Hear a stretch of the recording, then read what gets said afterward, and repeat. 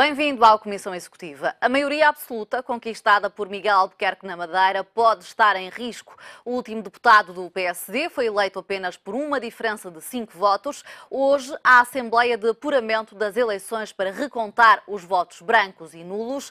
A CDU garante que a recontagem vai fazer com que o PSD perca a maioria absoluta. Nas eleições do domingo, o PS foi o grande derrotado da noite. Deixem passar o novo presidente do Governo Regional da Madeira. Miguel Albuquerque sucede a 39 anos de Alberto João Jardim. Temos tudo para dar certo. Trabalharemos pela Madeira e só pela Madeira. E vamos atingir os nossos objetivos. Contamos com todos no respeito pela liberdade cívica e política de cada um.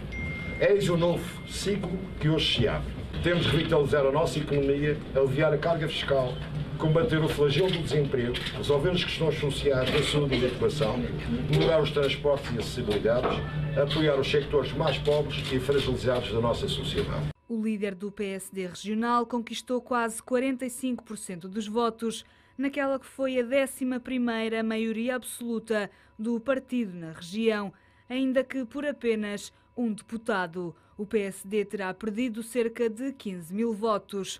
Os sociais-democratas vão ocupar 24 dos 47 lugares da Assembleia da Região Autónoma, menos um que no mandato anterior.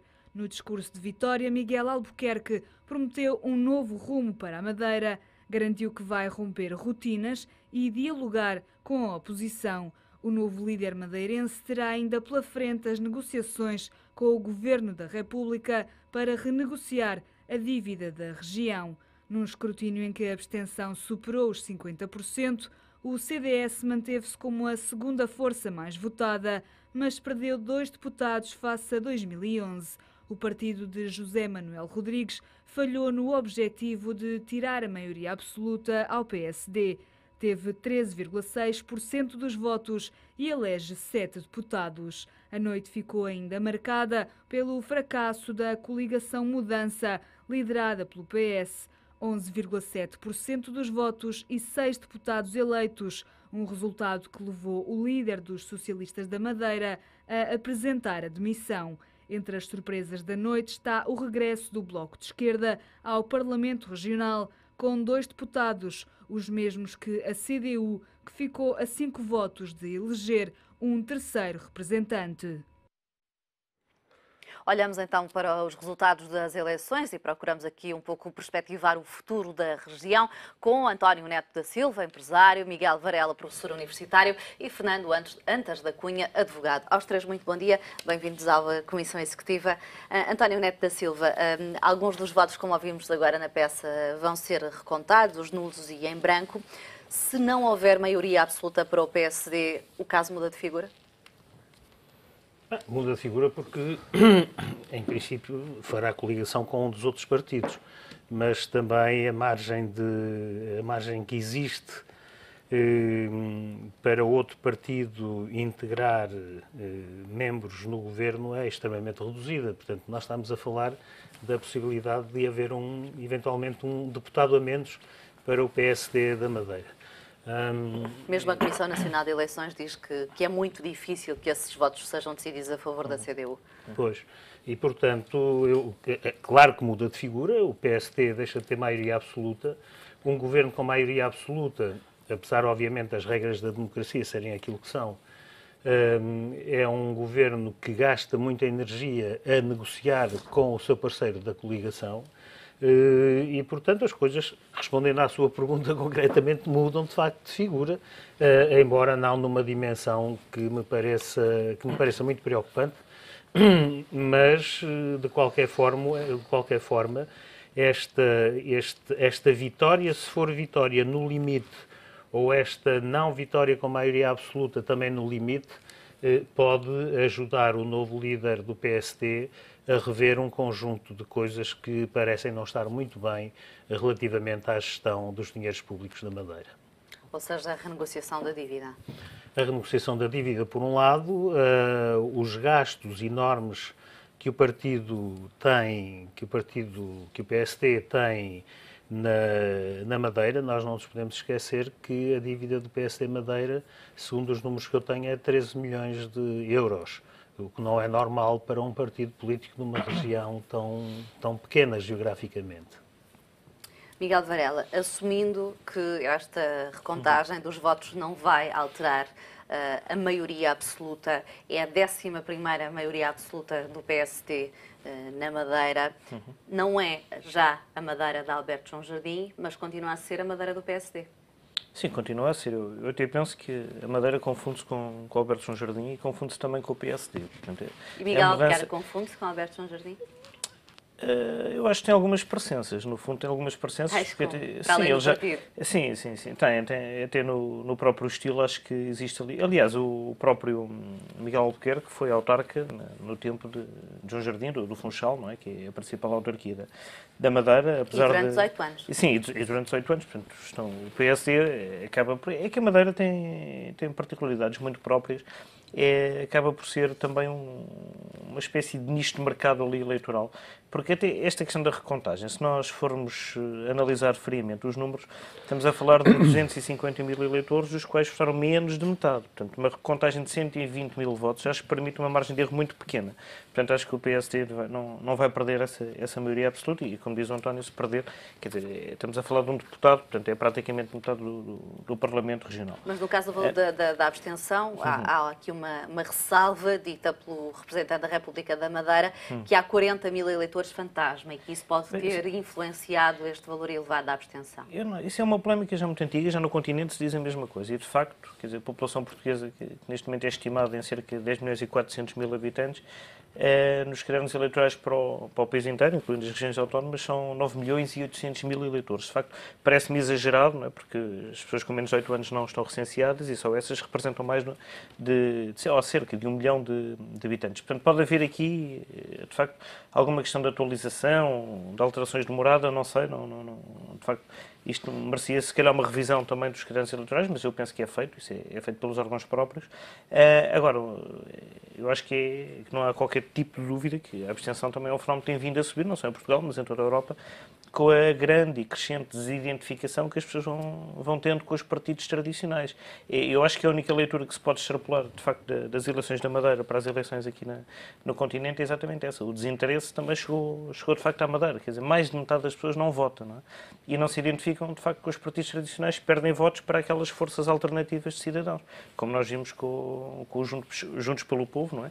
Que teve quase os mesmos votos que o Partido Socialista em coligação com outras forças, não é? Portanto, eu penso que é a leitura que nós podemos fazer aqui para as eleições no continente. De resto, é difícil fazer leituras das eleições na Madeira, como eu digo, é um nicho muito próprio do PSD, há de continuar a ser, e como disse muito bem, são 11 maiorias absolutas consecutivas nas eleições. Portanto, o próprio PSD confunde-se com a gestão da Madeira.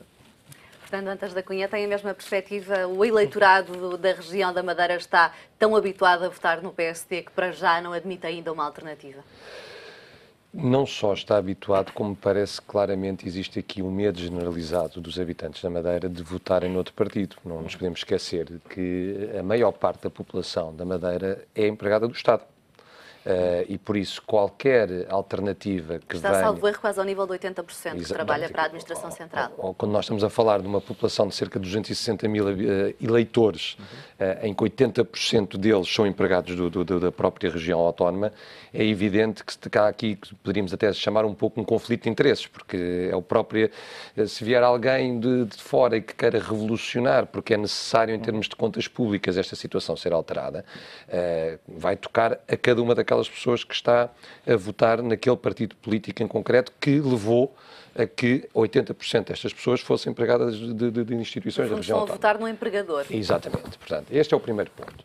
O segundo ponto, parece-me claramente muito difícil que esta recontagem dos votos, o Miguel dizia há pouco, referiu um número importante, mas dentro desse número importante, aqueles que foram considerados votos nulos são 4.500. Portanto, aqui a questão é, desses 4.500, a primeira coisa que teria que ser analisada era quais deles é que teriam havido erros a serem considerados nulos, e para que as pessoas entendam, um voto nulo é aquele voto em que ou não tem qualquer tipo de sinal no quadrado respeitante ao partido que queria votar, ou que tenham votado num partido que, entretanto, tenha desistido das próprias eleições, ou tenham feito qualquer rasura ou qualquer boneco no boletim de voto. Não só isto tem que ser determinado, como, tendo sido determinado que não foi considerado validamente como um voto nulo, teria que, do próprio voto, resultar claro que tinha sido votado, neste caso, no partido que está a impugnar, que é a CDU. E por isso é muito difícil, parece-me mesmo quase impossível, que se consiga, no universo de 4.000 votos, existir 5 votos, que aparentemente não é nada, mas que não é assim tão pouco quanto isso. Por isso parece-me a mim que ainda com uma margem muito pequena que o PSD vai manter essa maioria absoluta.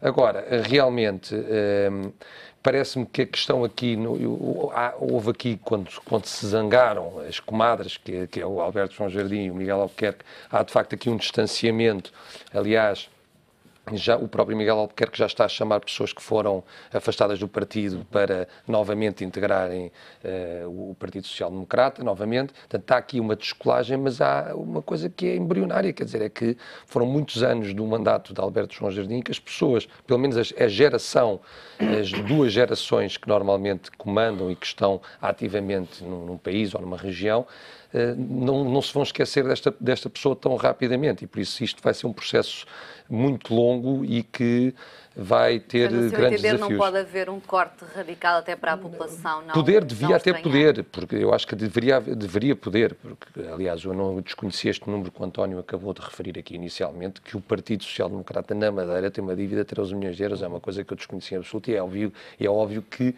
nem é saudável. Se nós quisermos analisar esse valor numa perspectiva diferente, até diria que é pouco sério haver alguém que pudesse compactuar com uma dívida dessa natureza se não estivesse à espera de outro tipo de regalias ou de favores dentro da própria região autónoma, porque é uma dívida muito grande. E quer dizer, a região autónoma da Madeira tem 6 mil milhões de euros de dívida, que também não é, porque estamos a falar de um universo de 260 mil pessoas. Portanto, é muito, muito dinheiro para uma região autónoma com aquela dimensão. Por isso, há aqui grandes desafios que se levantam e vai ter que necessariamente, não só porque Alberto João não vai haver outro, e por muito que se queira, não vai, parece-me a mim que não vai existir, e Miguel Albuquerque... E as condições que permitiram que ele existisse provavelmente também não vão voltar a acontecer. Obviamente, que foi tirar todo um arquipélago de uma pobreza extrema em que foi construindo e tem méritos. O acesso que teve a fundos estruturais, a transferências do orçamento do Estado. António Neto da Silva, olhando ainda para os resultados da noite eleitoral, o grande derrotado foi o PS? É o que resulta da leitura dos votos. O PS caiu num período em que o PSD e o CDS constituem governo, não apenas na Madeira, mas também no continente. Agora estou a metê-los no mesmo saco nos dois casos. Não são tão fortemente penalizados quanto seria de esperar.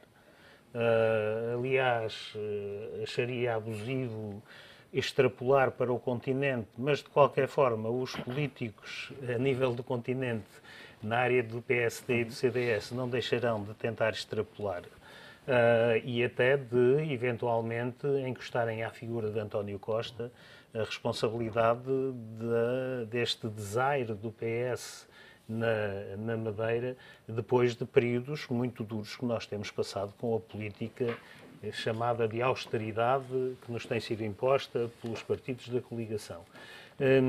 Obviamente a colagem a António Costa não é uma colagem correta. O líder candidato na Madeira do Partido Socialista já estava em rota há 3 anos e, portanto, não é uma nomeação de António Costa. A sua demissão permite agora a António Costa, eventualmente, procurar influenciar o aparecimento de um novo líder do PS na Madeira que possa, em futuras eleições, bater-se de outra forma, mas, sem dúvida, o grande derrotado foi o PS e, eu diria, ainda maior derrotado que o PS foi a democracia. Nós continuamos, e isto é uma questão grave a nível mundial, obviamente, a nível mundial, nos países de democracia, nos países democráticos, que é o avanço inexorável, permanente, consistente da abstenção. Como o Miguel disse, e o Fernando também tocou nesse ponto, quando os cidadãos não se sentem representados, deixam de acreditar naquilo que é dito, deixam de acreditar nas pessoas que se apresentam para a eleição, então nós já não estamos em democracia. E esta questão da mentira veicular dos políticos é uma questão que é preciso ter em conta. O Fernando referiu ainda agora que a dívida da Madeira é de 6 mil milhões de euros. O secretário regional das Finanças, penso que foi das Finanças, dizia há poucos dias que a dívida da Madeira era de 4 mil milhões de euros. Nós não estamos a falar entre 4 mil milhões e 4,1 mil milhões. Nós estamos a falar na base 50%. De uma diferença de 50%. Porque 6 milhões são mais 2 milhões que 4 milhões.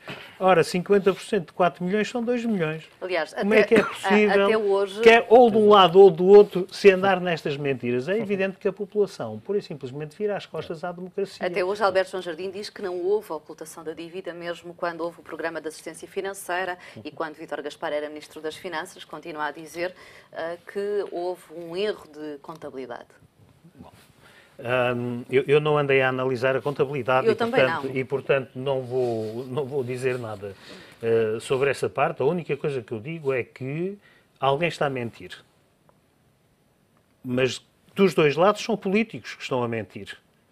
Pode um lado não estar, mas estar o outro. Isto é incompatível. Os cidadãos não admitem mais estas mentiras.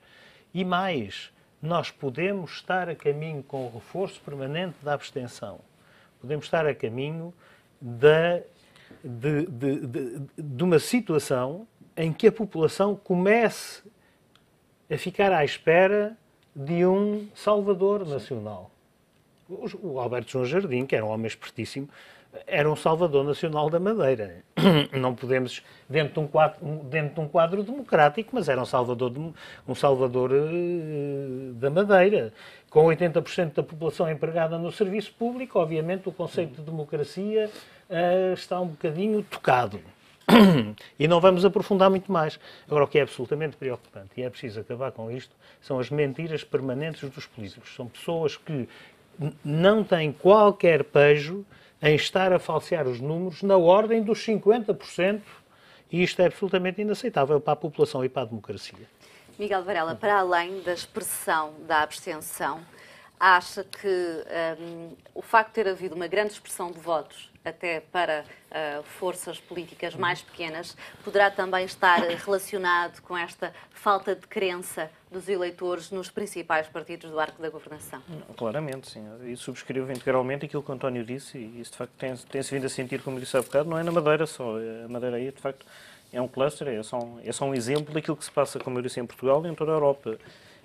Os partidos tradicionais, de facto, já não convencem. Portanto, as instituições a que estamos habituados desde o pós-guerra, desde aquilo que construiu todo o ideal europeu e o modo de cidadania que hoje conhecemos, são instituições que hoje não representam aquilo que é o modus vivendi da nossa sociedade, da sociedade da informação, da sociedade global. Portanto, as próprias ideologias que nasceram todas há 2 séculos atrás, não é? Estamos a falar na questão do pós-capitalismo, na questão do comunismo, do socialismo, da social-democracia, portanto, tudo isso, quer dizer, penso, teve um produto, foi um produto específico de uma época histórica que hoje em dia se calhar não tem a aplicação que seria desejada no dia-a-dia das pessoas. E depois surgem informações que temos alguma dificuldade, nós cidadãos eleitores, em perceber, por exemplo, o Movimento Juntos pelo Povo, que concorreu pela primeira vez, elegeu 5 deputados e eles próprios 10%. Não sabem descrever se são de esquerda, se são de direita.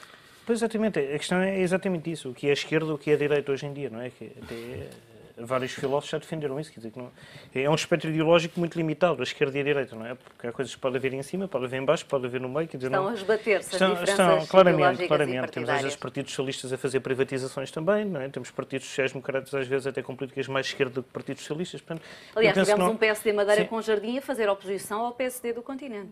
Também, exatamente. Portanto, a questão do partido, de ideologia, é uma questão que tem que ser de facto revista. Não é só a questão da desonestidade, da mentira, eu acho que vai mais longe, é uma questão mesmo de fundo. E, de facto, aqui no caso da Madeira, mais de metade das pessoas não votou. Portanto, o Parlamento que lá está representa menos de metade do eleitorado, que eu penso que isto dá de facto, muito, muito que pensar. Os movimentos, de facto, de cidadania, os movimentos que são antissistema, têm ganho uma expressão muito grande, quer na Europa toda, e penso que em Portugal também não vai fugir a essa tendência. Vão começar a crescer enquanto não houver, de facto, soluções práticas e respostas eficientes das instituições democráticas que nós conhecemos. De facto, é um problema que vamos ter que enfrentar nos próximos anos. Senhor, já voltamos então à nossa conversa, a seguir a uma breve pausa, altura para um intervalo nesta Comissão Executiva. Voltamos já a seguir, volte connosco também. Até já.